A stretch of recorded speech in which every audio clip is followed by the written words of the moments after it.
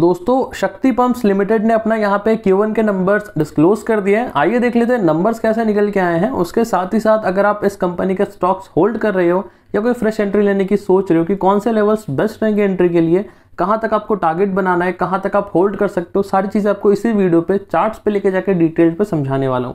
Start करते हैं हम सबसे पहले इसके रिजल्ट से कि Q1 के नंबर्स कैसे आपको देखने को मिले।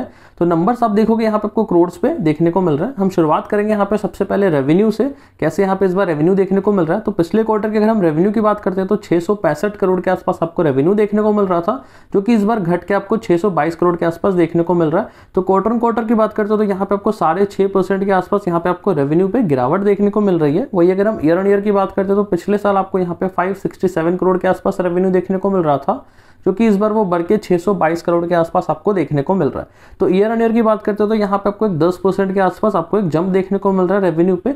तो ओवरऑल अगर हम बोलते हैं तो एवरेज नंबर्स यहाँ पे निकल के आए हैं। रेवेन्यू क्वार्टर ऑन क्वार्टर आपको डी ग्रोथ देखने को मिल रही है, लेकिन ईयर ऑन ईयर आपको 10% का ग्रोथ देखने को मिल रहा है। आइए बात कर लेते हैं खर्चे यानी टोटल एक्सपेंस यहाँ पे आपको कितने देखने को मिल रहा है शक्ति पंप्स लिमिटेड की तरफ से। तो पिछले क्वार्टर की बात करते हो तो यहाँ पे आपको 519 करोड़ का आसपास देखने को मिल रहा था। इस क्वार्टर की बात करते हो तो यहाँ पे आपको 494 करोड़ के आसपास देखने को मिल रहा है। पिछले साल की बात करते हो तो यहाँ पे आपको 444 करोड़ के आसपास देखने को मिल रहा है। तो देखो क्वार्टर ऑन क्वार्टर या ईयर ऑन ईयर तीनों पे अगर आप देखोगे तो खर्चे यहाँ पे स्टेबल है, उसके साथ ही साथ कंट्रोल पे है। ठीक है, बात कर लेते हैं यहाँ पे प्रॉफिट के नंबर्स की, कैसे यहाँ पे आपको प्रॉफिट के नंबर्स देखने को मिल रहा है। तो प्रॉफिट अगर आप देखोगे पिछले क्वार्टर पे यहाँ पे आपको पिछले क्वार्टर यहाँ पे आपको 110 करोड़ के आसपास प्रॉफिट देखने को मिल रहा था, जो कि इस क्वार्टर घट के 96 करोड़ के आसपास देखने को मिल रहा है। तो रेवेन्यू के साथ साथ यहाँ पे आपको प्रॉफिट पे भी लगभग 12% के आसपास आपको गिरावट देखने को मिली है प्रॉफिट के नंबर्स पे क्वार्टर ऑन क्वार्टर। वही अगर हम बात करते हैं ईयर ऑन ईयर बेसिस पे तो पिछले साल यहाँ पे आपको 92 करोड़ के आसपास प्रॉफिट देखने को मिल रहा था, जो कि इस बार बढ़ के 96 करोड़ के आसपास देखने को मिल रहा है। तो ईयर ऑन ईयर की बात करते हो तो यहाँ पे आपको लगभग 4.5% के आसपास यहाँ पे आपको तेजी देखने को मिल रही है प्रॉफिट के नंबर्स पे। तो ओवरऑल अगर हम बात करते हैं नंबर्स यहाँ पे एवरेज आए हैं, कुछ एक बहुत ही अच्छा ग्रोथ आपको देखने को नहीं मिल रहा है, रेवेन्यू प्रॉफिट किसी पे भी नहीं। तो आइए आपको हम लेके चलते हैं चार्ट्स पे। अगर आप ये स्टॉक होल्ड कर रहे हो तो कहां तक होल्ड कर सकते हो, या फ्रेश एंट्री लेनी है तो कहां बना सकते हो। तो देखो यहाँ जो करंट जो लेवल चल रहा है स्टॉक का वो चल रहा है ऑलमोस्ट 890 रुपीज के आसपास। ठीक है, आज के डे की क्लोजिंग पे अगर आप नीचे से देखोगे तो आपको एक ट्रेंड लाइन देखने को मिल रहा है। ये ट्रेंड लाइन क्या है, एक मेजर सपोर्ट की तरह काम कर रहा है। अगर मैं फिर से ड्रॉ करके बताता हूँ, ये ट्रेंड लाइन है, क्योंकि अगर आप देखोगे मार्केट जब भी गिरता है ना, ये ट्रेंड लाइन से सपोर्ट लेता है और आपको मार्केट में यहाँ से तेजी देखने को मिलती है।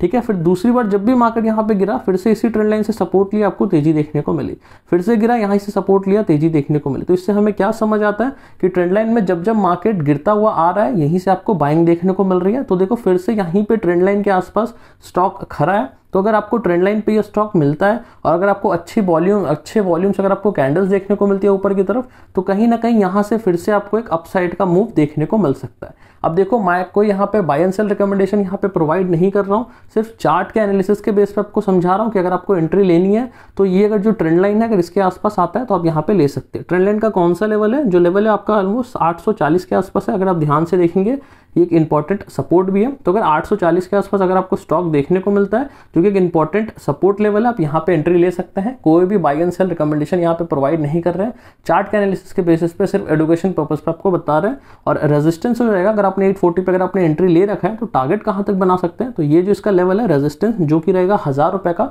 अगर इसके ऊपर अगर स्टॉक निकलता है तो आपको आने वाले टाइम पे स्टॉक जो सबसे पहला टारगेट आपको देखने को मिलेगा वो रहेगा 1200 रुपए का, और दूसरा जो टारगेट रहेगा इसका हाई 1350 रुपए का।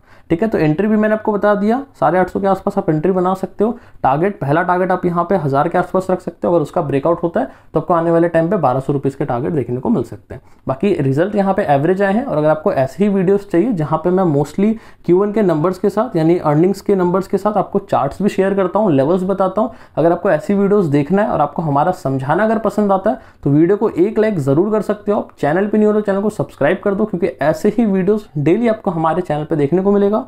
मिलते हैं नेक्स्ट वीडियो पे कोई फ्रेश कंटेंट के साथ, तब तक के लिए गुड बाय।